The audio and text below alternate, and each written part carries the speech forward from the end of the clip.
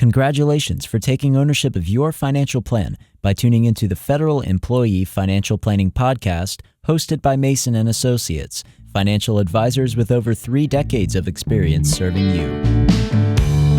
You will rest easy once your plan is done. You will see clearly just how you have won. Gone are the times where you'd hope and pray. It's gonna be a bright, sunshiny day. Welcome to the Federal Employee Financial Planning Podcast. I'm John Mason, President and Certified Financial Planner at Mason & Associates. And today on our podcast, we have myself, Ben Rakes, and Tommy Blackburn. Folks, if you've been listening, you know we're all 3 certified financial planners. Ben's an IRS enrolled agent. Tommy Blackburn's a CPA and a PFS. One of the most credentialed financial planning shows out there doing podcast content specifically for federal employees as well. And in today's episode, we're going to be pretty timely. So we're recording on August 26th. It'll release sometime probably in October. So it's fairly timely, the episode that we're recording today. And we're talking interest rates. We're talking refinances. We're talking housing. And this may be a little bit more of a spirited debate than we normally have. So forgive us if there's a little bit of back and forth going on. We hope you enjoy the debate as the 3 of us talk about interest rates, housing, refinance, recast, and a slew of other pieces of information. If you like the content, please give us 5 stars, leave a comment, shoot us an email to MasonFP, like Mason Financial Planning at masonllc.net. And for the audience, if you don't know this about me, I'm colorblind. So I'm not black and white colorblind, but I'm red-green colorblind. If you're watching this on YouTube, I think all 3 of us are maybe wearing white shirts today. Maybe one's cream. I can't really tell. Are we all in white shirts? I got a white shirt. Mine's more of like a light yellow. How about you, Ben? I can't tell. This is white, and no, we did not call each other and plan to all look the exact same way. So, yeah, apologize here. We're all nice and tan. We've all got our light colored shirts on, so we're looking really good in this episode of the Federal Employee Financial Planning Podcast. Guys, it's been an awesome summer. I know we're really excited to get into end of year tax planning, help our clients retire at the end of the year. We've got some other episodes that just recently released with Social Security. As we talk about this and we talk about interest rates and we talk about refinances, I do want to call out immediately episode 24 with James Anderson from Cap Center. If you haven't listened to that episode, you're going to want to go back and listen to that at the conclusion of this podcast. So, Ben, let's start with you. You're really excited because there's a big thing happening in your life on Friday. Yep. So I recently refinanced my mortgage. I went through Cap Center. Guys, I went from a 7% interest rate to a 6.125, which is actually a really big deal. If you work out the math, that's around $250 a month that I'm saving just from interest rates going down. So again, 7 to 6.125 refinance with Cap Center, so there were no closing costs. And I find myself a lot of the times in meetings with clients, talking to John and Tommy just when we're walking around the parking lot or getting lunch, and just complaining. I'm just complaining all the time about, woe is me, my interest rate was so high. It was 7, now it's 6.125. It's probably still double or at least triple than what John and Tommy have. And I'm wondering, am I being fair here? Are my complaints well-founded, or should I just say, you know what, Ben, you're one of the lucky guys that can afford a house anyway. You should just sit down and shut up. Well, I think it's certainly self-inflicted damage, right? Like this was part of your financial planning decision where you chose to sell house A and move into house B. Yes. Do I feel a little bad for you? Maybe a little bit, but not so bad. Not so bad, because this certainly wasn't forced upon you when you moved into your now what'll probably be a forever home, or at least a very long-term home. So you're refinancing on Friday. you're saving $250 a month. Our listeners can do the math. That's a decent sized loan that we're dropping from 7 to 6%. Maybe some of our listeners, Ben, have never refinanced before. Maybe you could, and all three of us for our audience have refinanced through Cap Center multiple times. Maybe you could just share, Ben, Tommy, what is the refinance process? How difficult is it? And I do want to pick up on what you said, that there's no cost to you. Yep. That doesn't mean you're coming to closing on Friday with $0 either. Exactly. Yeah. Since I'm going through it, let me speak a little bit about that process, and maybe Tommy and John, you guys can jump in if there's something that I've missed. So one, you kind of have to pay attention on your own for when these interest rates drop. I know that John and Tommy and certainly Mike and Ken, we all keep an eye on it. And when rates get lower or they're moving pretty quickly, we like to notify our clients and say, hey, rates are dropping. Maybe you should consider refinancing. It's not like all of these mortgage companies are just going to be screaming your name and saying, hey, that 7% mortgage, I'd like for you to pay me less money now. That's not going to happen. So number one, this is something that you've got to pay attention to, something that you have to be aware of. Once you find a lender, you say, hey, I'd like to refinance. They'll kind of give you a quick quote and say, hey, here's where rates are today. In order to lock you in, we're going to need you to go through a process. Normally that process is send me every single piece of information about you that I could possibly know. So that's going to be last 2 years of pay stubs, last 2 years of tax returns. What are your current bank account statements? How much do you have in your 401k and IRAs? What current loans do you have? Do you have a loan payoff statement? They're going to ask for information. What else am I missing, guys? Is that pretty much everything they ask for? They asked for a lot. It's funny, as I was thinking back, John, in the heyday of refinancing, when we were doing it for every eighth of a point on the way down as we got below 3%. I think I had a file on my computer with all my information ready to go, just because I was doing it so often. Where it was like, okay, here's everything about me for the past 2 years. You may have mentioned the cash. It was interesting as you were talking, because I remember at one point giving all the investment statements, but then realizing that they really didn't care. It was more of like, show me your earnings, show me your tax returns, and show me the amount of cash that you have available. And as long as that's enough, then they kind of stopped caring about a lot of the other information. But yeah, I think you covered it for the most part. I know they'll, of course, reach out and ask you if they need more. If you have a revocable trust involved in the titling, I think that may, generate some additional questions. Give us those documents. I think that's most of it. You probably want to let your employer know that you're refinancing, because oftentimes the lender will reach out just to confirm your employment. I know Bobby here said that she was getting calls from Cap Center, and I said, I know you were this close to just saying, Ben Rakes, I've never heard of that guy. What are you talking about? So you want to let them know, okay, yes, hey, Mr. or Mrs. HR department, yes, they're calling to confirm this. Once you send them all that information, you lock in your rate. Then normally your closing will be scheduled anywhere between 2 weeks to 30 days out from that point. You sign a bunch of paperwork. Hey, here's the new lender. Here's the payments that I'm going to go through. And then your new mortgage will start.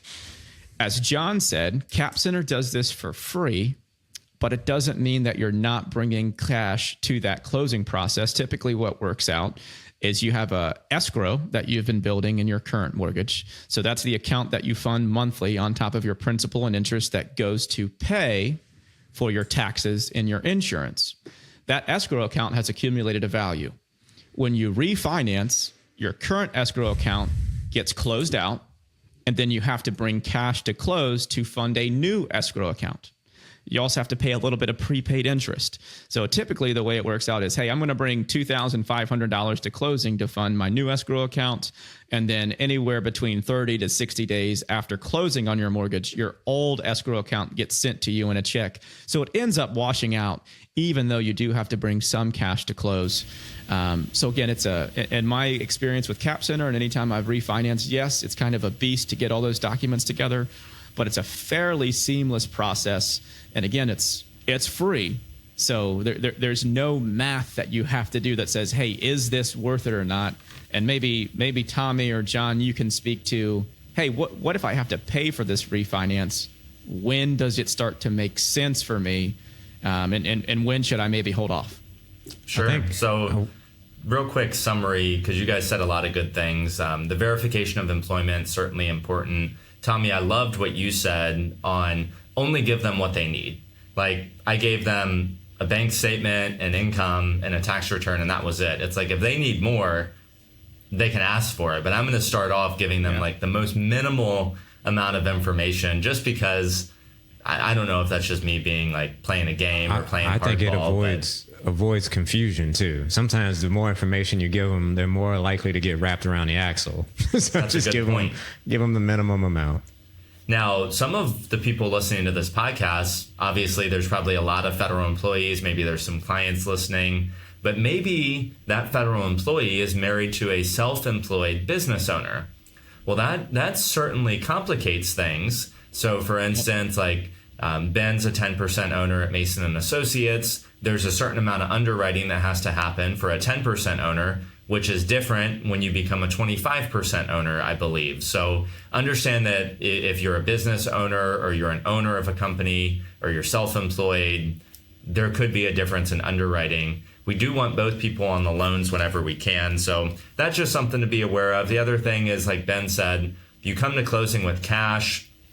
I personally have found every year for 9 years that I've owned my home, guys, that I always have a shortage in my escrow account. I never have the right amount. I'm always short. I don't know why, but I'm always short. So taxes go up, insurance rates go up, and what ends up happening is some point throughout the year, I either get an increase in my mortgage payment or I make a one-time payment to like true up the escrow account. So it may not be a wash, with tax rates going up and home insurance rates going up. And if you're in a shortfall, you may be coming to closing with a little bit more than you thought and more than you're going to be refunded. But that's not a cost. You're going to have to pay that anyhow. Maybe we're just speeding up the time at which you have to unload that cash. And then typically, go ahead. I think is where I didn't thought you were done with kind of the process there is why I was jumping in. Just Ben had mentioned correctly that, there's no cost through Cap Center, but it always just raises a question of, well, how are they making money? What's the catch here? And I think it's worth, and Cap Center I don't think is the only outfit out there that does this. It's just one that we work well with and are very familiar with. And in fact, we probably all have them on speed dial because we've worked with them so much. But yeah, John or Ben, if either of y'all want to just touch on maybe that last piece of that process and how Cap Center how this is financially beneficial to them when they're not charging you a fee. One of the only negatives that I've heard about Cap Center is if somebody is like a federal employee is very specific that they want their mortgage service provider to be Navy Federal Credit Union, or they want their mortgage service provider to be XYZ company, and it can only be that company is the one they write the check to each month. Well, Cap Center's not going to work for you because they're going to generate the loan, then they're going to sell it to whoever. Like mine's currently with Bank XYZ. I don't love Bank XYZ. I prefer not to pay Bank XYZ any amount of money. But I'm also not going to argue with a free refinance. So just understand that your loan may get sold. Anytime you refinance, the origination company, you may make your first payment to them and your second payment to somebody different. And I think maybe your loan can even be sold multiple times. So there is an administrative burden here, but you'll be okay. You filled out all those federal employee forms. There's a lot of bureaucracy and documentation that we've all come used to over the years. So you'll be okay going through this process. The other thing is you're also going to probably skip a payment, which doesn't necessarily save you any money, but it does help offset the fact that you had to show up with money at closing time. Ben, you mentioned, when should we do this? Should we do it now? What if we have to pay for it? So I think this is a great opportunity to highlight capcenter.com, which is one of the only, and we're not sponsored by Cap Center. We don't get paid by Cap Center. Capcenter.com is one of the only places where you can go and get current interest rates without having to enter an email address, without having to put in your firstborn child's name and their social security number. So we love Cap Center because it's a great place just to get education on what a refinance could mean to you. So capcenter.com, hit the refinance tab, and then Ben, to your point, they're going to give you a side-by-side comparison of how much Cap Center charges for things And there's certain things that you just can't avoid. There are certain fees that are just, taxes or whatever that we have to pay, closing costs, prepaid interest that we're going to have regardless. But then there's the origination fees, the discount points. And this side-by-side comparison is going to show you the industry norm versus Cap Center. And it's not an insignificant savings. So with Cap Center, you just refinance every time it drops a quarter point, half a point, as long as you're okay continuing to go through that administrative burden. And you're probably not going to do too much damage to your credit score along the way. If you're having to pay for it, that's a harder calculation, because if you think rates are falling, paying $2,000, $3,000, $4,000, $5,000 to just do it again in 3 months and do it again in 6 months, you are going to be wasting money and probably not recoup that savings. So the easy button, Ben, is just find a company that will do it for free. The harder question is, how do we try to pick the right time if we're paying for it? And I don't know, rule of thumb right now, I would say easily if it's dropped a point, we should probably move on it. I probably wouldn't move on a quarter, but I'd definitely move on one. And a little bit of that's also going to depend on, is this your forever home, right? If this is your forever home and it moves a quarter down, and let's say it costs $5,000 in order to refinance that loan, but over the next 5 years, you're going to save at least $6,000.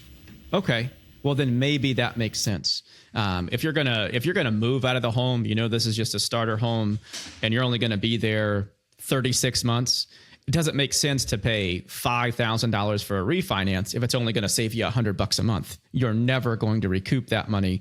So some of it is, I 100% agree with John. Rule of thumb: if it's a point down, it's a complete no-brainer at that point to refinance almost 100% of the time. If you're anywhere between a quarter of a point and a point, then I start to look at, well, what's my timeline? How long am I going to be here? How long is it going to take for me to recoup my money? And then kind of try to base your decision on that.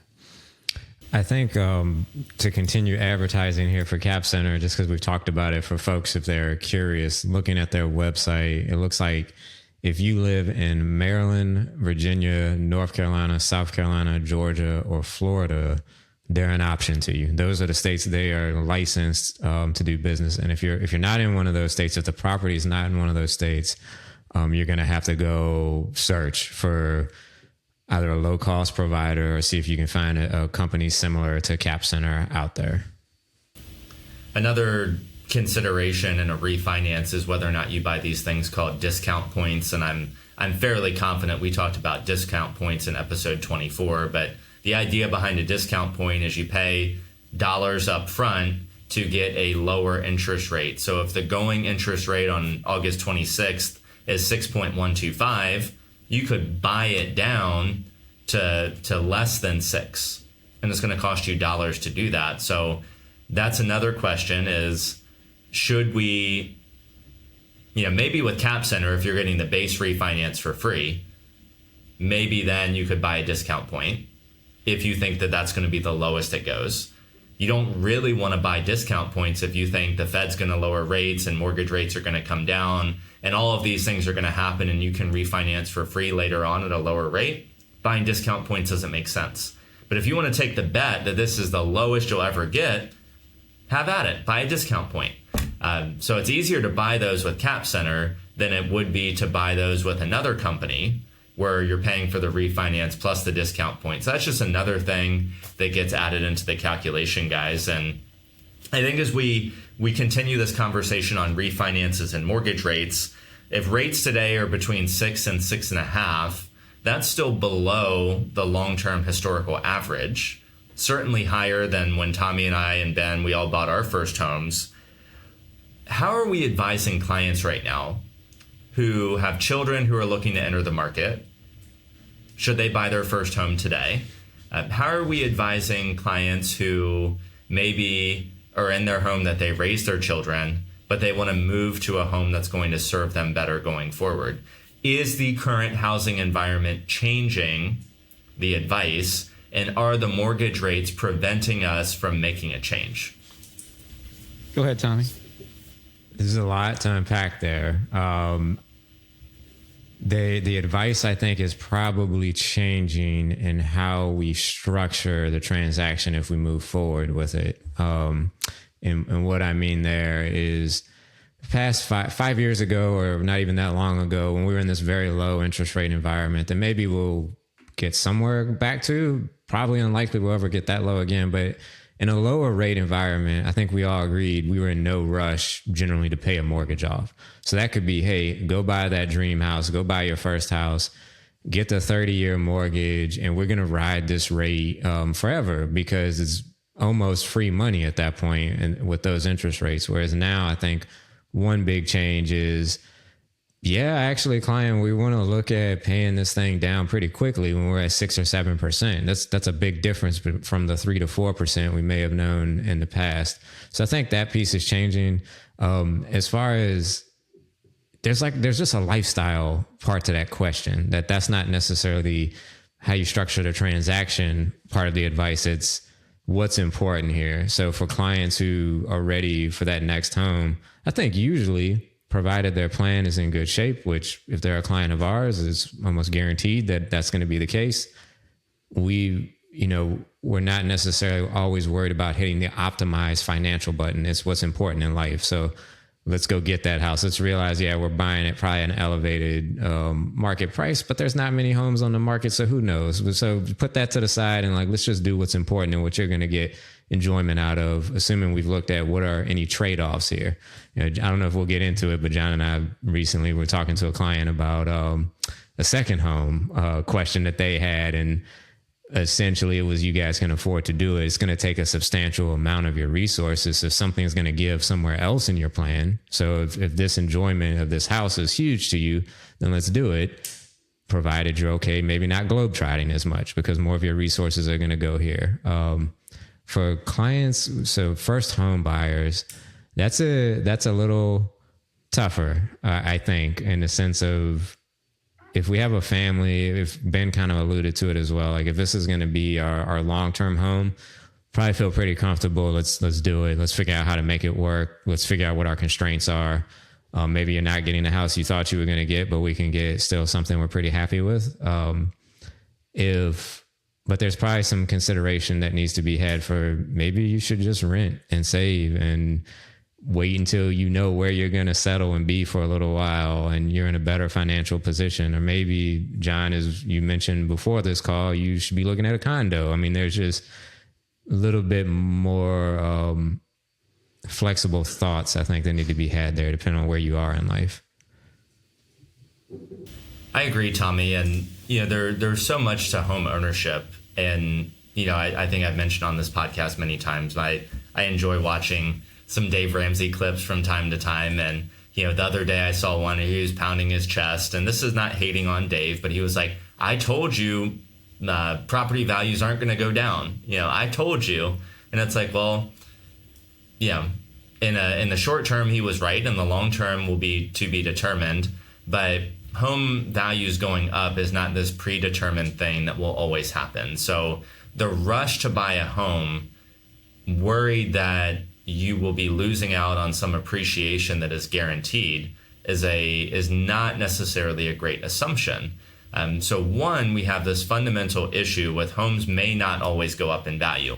Yes, we know there's an inventory problem. Yes, we know there's a shortage in housing, but things tend to work out over the long term. And we have seen real estate prices go down in the past, and that could very well happen again. Even if we don't think it's likely, it could happen. The other thing nobody talks about with home ownership is how expensive it is to own a home, right? So we buy a home and we need a roof and HVAC, new flooring and bathrooms and maintenance and yard and flowers and mulch and taxes and insurance, and all of these things are a sunk cost that for whatever reason, when rates were low, we just didn't think about that. Well, now with rates being higher, interest is a sunk cost as well. So I do think it's harder. And I do think that a long-term wealth building tool could be a house, but it could also be renting and saving all of those extra costs into a 401k or Roth IRA or TSP. Now, that second time, our clients who are selling their home and buying a new home, it's a much easier conversation for them. Yes, you're going to pay more than you thought, or maybe we can't pay cash for the next one, but your life on this planet, because we work with retirees, is shorter than it was when you're 20 years old. We've got 20 or 30 years of good retirement life expectancy. Are we really going to let 2 percentage points on a mortgage rate determine whether or not you can see your grandkids weekly? Probably not. We're going to pull a lever. We're going to reduce our travel. We're going to do whatever we need to do so that you can get into a home that's going to serve you better. And what we always do, Ben, with our clients is support, empower, educate, and motivate, right? So if they're going to buy this house and rates are 2 ticks higher than what they were before, we can show them what that means in their plan. And I can almost guarantee you, if somebody's putting value on being in a certain location for their health, their family, or what have you, that they're going to be happy to pull those levers that allow them to do that. You're gonna make it work. I think you guys hit everything. I won't repeat too much of what you said, other than 100%. It's what's important to you. It's what you value.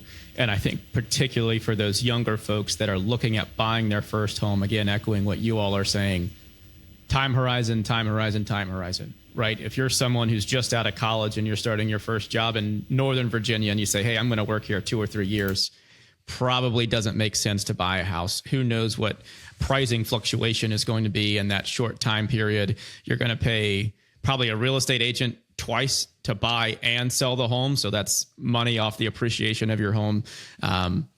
If you're going to be somewhere long-term, it becomes a lot easier. If you've already have an established family and you're going to be here 10, 15, 20 plus years, it's a lot easier to pull that trigger than it is, hey, I'm only going to be here 2 or 3 years.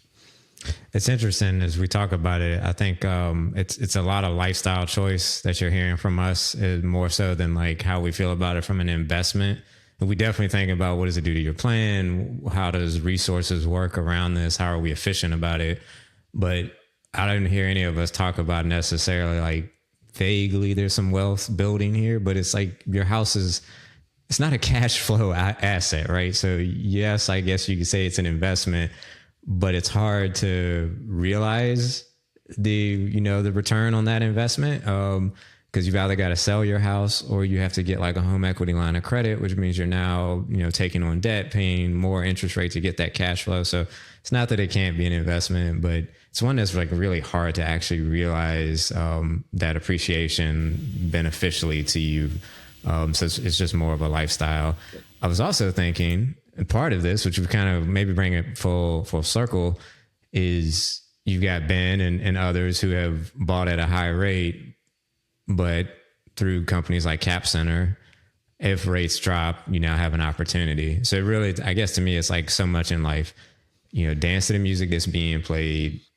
Put your best foot forward on everything and position yourself so that as things change, you can take advantage. So Ben now and others who, were at the peak of the mortgage rates are now able to refi on the way down. So there's that strategy. We may talk about recast as well, but it all just kind of comes back to just leave yourself flexibility so that you can take advantage when opportunities present themselves.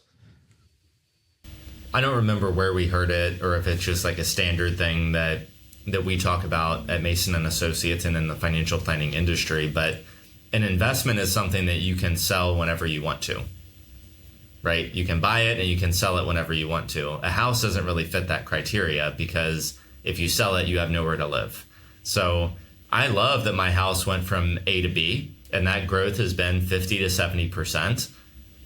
Doesn't really matter to me other than my taxes and insurance have now gone up. So the house is costing more than it did a few years ago, and I can't sell it. And if I wanted to move, I'm just buying something that's more expensive as well. So I'm not sure how beneficial this is. I also, as maybe a finance nerd, have documented quite a bit of the money that I put into that house. And I can tell you that, when you do upkeep, the appreciation just keeps up with the upkeep dollars. You're probably not overly surpassing it. So I don't think it qualifies as an investment. For most of America, a house is a wealth building tool because it's a forced savings account. If we just really want to be honest about what that is, people have a hard time saving in TSP and 401k and Roth IRA. But when you have a an amortized mortgage payment that tells you must put X amount of principal aside each month so that you continue to live in your home where you raise your family, well, it's a forced savings account.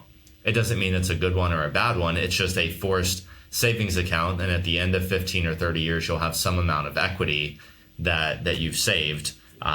So it's not an investment. It can be a forced savings account, which for some is a wealth building tool, but we would argue there's probably better ones out there. So we've talked about a lot. Go ahead, Ben. We have just a quick second. I kind of wanted to go back on what Tommy was saying about talking about houses as investments. And there's no real easy way to access the capital in your house that's accumulated over time and the equity and price appreciation that you have. I wanted to talk just for a minute about what I think is the myth of retirees downsizing in retirement. The typical scenario is, hey, maybe I've lived out in the suburbs, I've raised my kids, I've paid off this house over 30 years, and now I've got this paid off house and I'm an empty nester. The kids are out of the house and I don't need all this square footage. I want to go somewhere smaller. Maybe that's a little bit closer to the city where things are easy and more accessible. And I don't know how many times I've heard this conversation play out. And they say, well, what kind of price range are you looking for to find that, nice house near the city that's around all the things that you want it to be? And it's 1,000 less square feet than what you have now. They say, oh, probably around the, $450,000 to $550,000 range. And I say, okay, Mr. and Mrs. Client, well, what's your house worth today? Probably around $500,000. So I say, okay, so when you say downsize, you are literally just downsizing the size. You are not downsizing the overall cost. And I just think that's important for people to hear is I think a lot of people have those plans. We'll sell this house, we'll make a bunch of money, we'll move somewhere that's closer to where we want to be.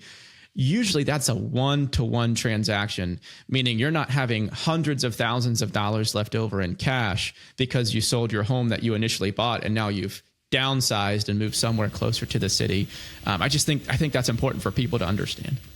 I don't know that I've ever actually seen a client downsize in quality, and I don't mind sharing this with our audience, but like you start to get used to as a human, your income and the quality of life and the things that you can afford in the context of your financial plan. So if that's granite countertops, you get used to granite countertops. If it's a Ford Expedition, it's a Ford Expedition. You read my mind. I was thinking. If it's a brand new GMC Sierra 1500, it's a brand new GMC Sierra 1500 with a 6.2 liter V8 that takes premium fuel. Even when you don't need it in the future, right? You got used to this. Right. You got used to it, which means you're probably always going to have that quality of life or those quality of things. So the downsizing in square footage is one thing. You're probably not downsizing in quality or price. And, I'll share too, just kind of a fun story. And it's nothing against the Nissan Versa. I really want a Nissan Versa. I really want that as a third car. I want a 5-speed manual, 110 horsepower or whatever it is to buzz around town because I don't want to drive my truck every day. And at the same time, it's I don't know that I could physically be okay with that entry level of a vehicle. I don't know that I could. In my mind, I say that I want the cheapest possible third car that I can get. I'd like to have that. But at the same time, it's that's probably not realistic to think that that's a purchase that would make me feel happy.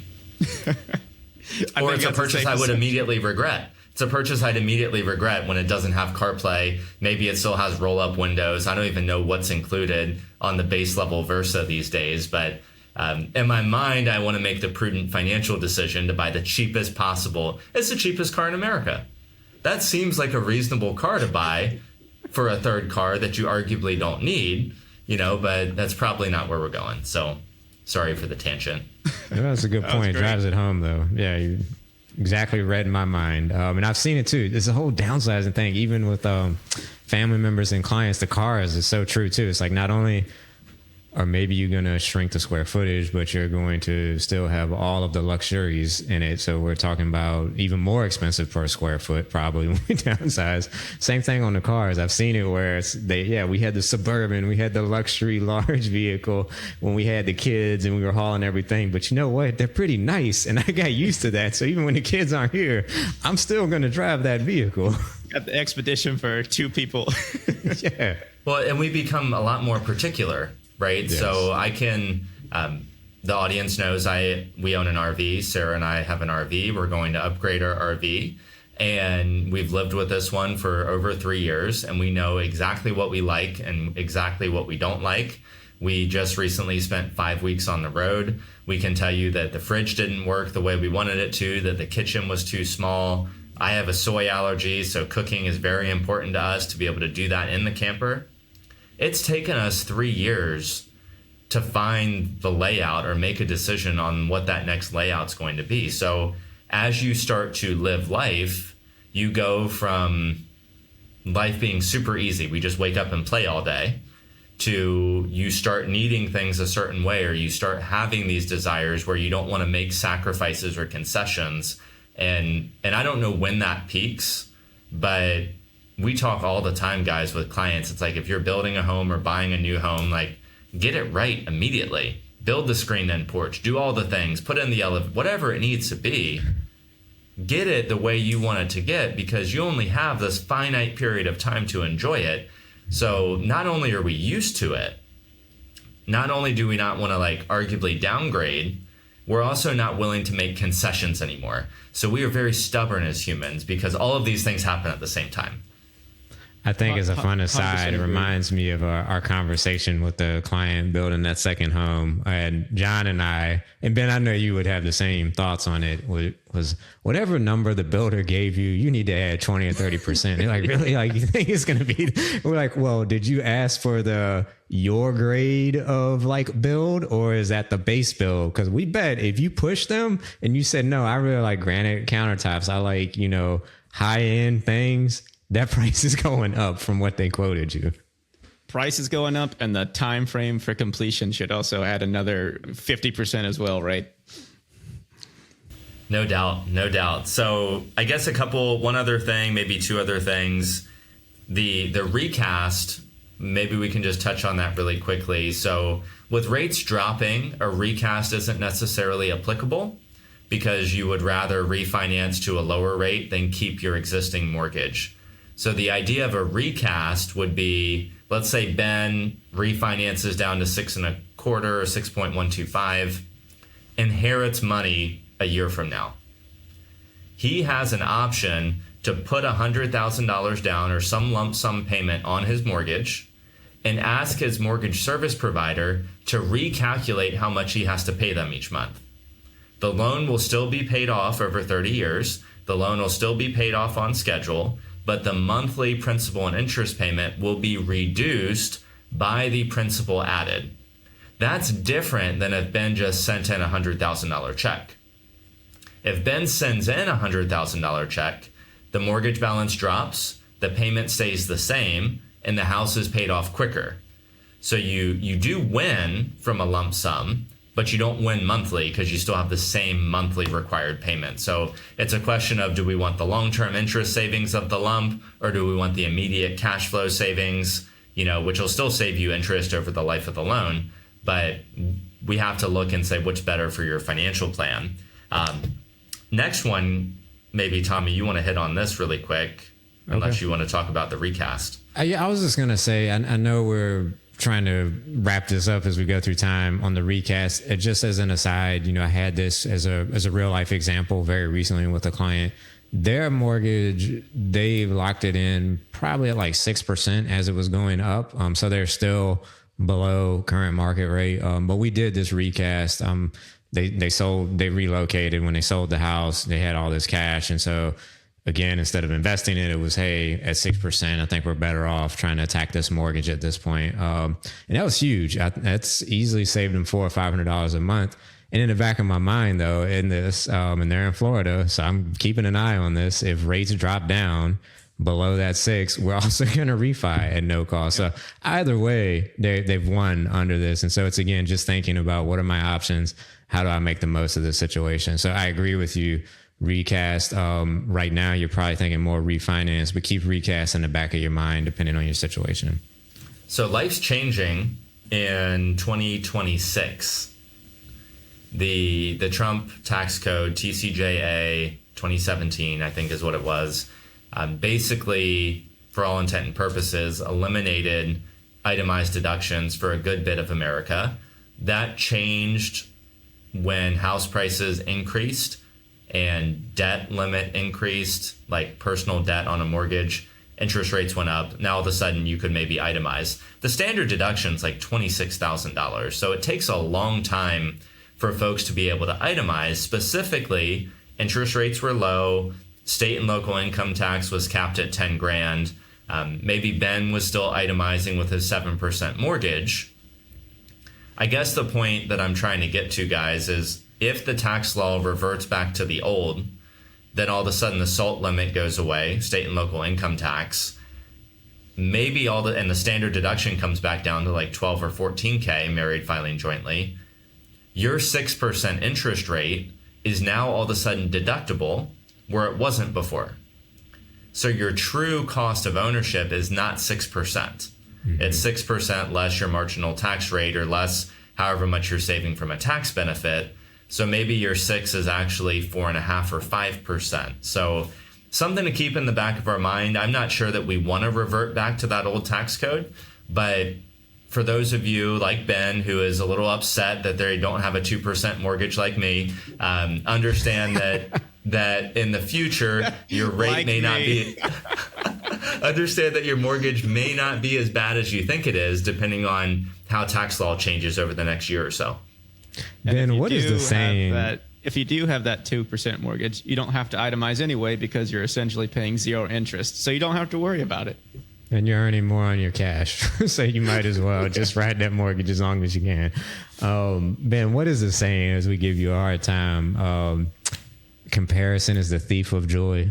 Is that what it is? Thief of joy. I try to remind myself of that when I'm thinking about this 7%. But I think we're all having fun with each other here. But John really had a good point at the beginning. It's like, hey, man, maybe I feel a little bit bad for you, Ben, at 7% right now. But no one was twisting your arm and telling you that you were forced to buy this house. This is something that you wanted to do. And obviously I know that it worked within my financial plan. And maybe as we're wrapping up, I think that might be a good note to leave on, is it's just interest rates might be 2%. They might be 7%. They might be lower than 2. They might be higher than 7 in the future. Working with a qualified professional, a financial planner that can say, here's how this house and this cost fits within your total financial plan. Yes, you can do it. No, you can't do it. Or maybe there's a gray area that says, yes, you can do it, but vacations are going to look a little bit different, or saving for your kids 529 is going to be a little bit different. Having those conversations is incredibly valuable than just rushing to buy a house because interest rates are going to be whatever they're going to be in the future. So I think having that conversation is incredibly, incredibly valuable. What do you think, Tommy? Any closing thoughts, action items for the audience? I think from an action item, I mean, Ben, we've all done a really good job here. I think it's just step back, and a lot of times, particularly with like a home, just realize it's so much of a lifestyle choice. Control what you can control. So you make the decision of whether you're going to buy a home or not. That's within your control, and then optimize around it as much as you can. And I don't know. I mean, we have such a different perspective, and I realize our situations are unique compared to, everybody's got their own unique financial situation. So I try to keep that in mind, but you probably don't hear from us.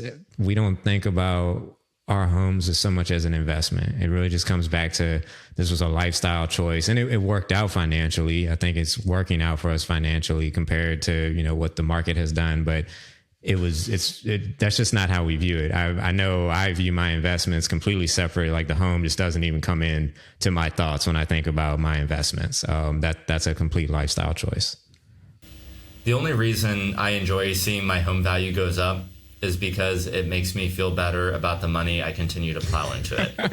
Right. At the end of the day, it's like, well, maybe I didn't completely lose my backside, doing those things. And there's enjoyment in doing the home improvements. Don't get me wrong. And like the house is certainly better than it was. This is your son's home. Yeah. Right? You get to watch your son enjoy it and grow up here. So yeah, it's all lifestyle. So it makes me feel better that it's not a negative. The other thing we'll say, kind of my closing thought, is make sure you go back and listen to episode 24 with James Anderson from Cap Center. Please do all the things like subscribe, share, show your love for us. Thank you so much. And remember that we maybe are a little bit different than some of the media financial planners, and that we actually work with clients every day, doing financial planning advice, serving clients every single day, and we do this second. Our thought is not to tell you or not to advise you to stop going to Starbucks. It's not to tell you what you can necessarily or can't or should spend your money on. But what we are able to do for our clients is show them how much money they need to save to get to retirement. So as you think about your budget and you think about what's important to you, the non-negotiable is how much do I need to save every year?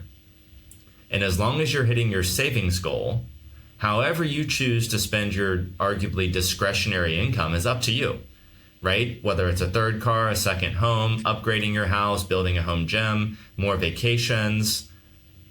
It's hard to wrap your mind around spending excessively or spending on things that are not necessary. I have to work on this. I know Tommy and Ben, you do as well. And I actually physically write it down. Like, how much did I save this year? And then it makes me feel better that I upgraded the windows. Like, I had to physically prove to myself that I did it. So hit your savings goals, manage from the top down, write down, hit those savings goals, and the rest takes care of itself.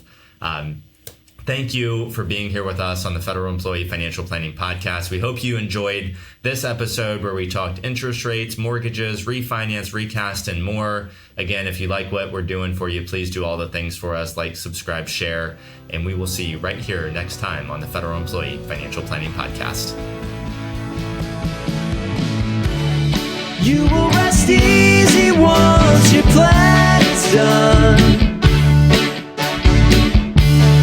You will see clearly just how you have won. The topics discussed on this podcast represent our best understanding of federal benefits and are for informational and educational purposes only and should not be construed as investment, financial planning, or other professional advice. We encourage you to consult with the Office of Personnel Management and one or more professional advisors before taking any action based on the information presented.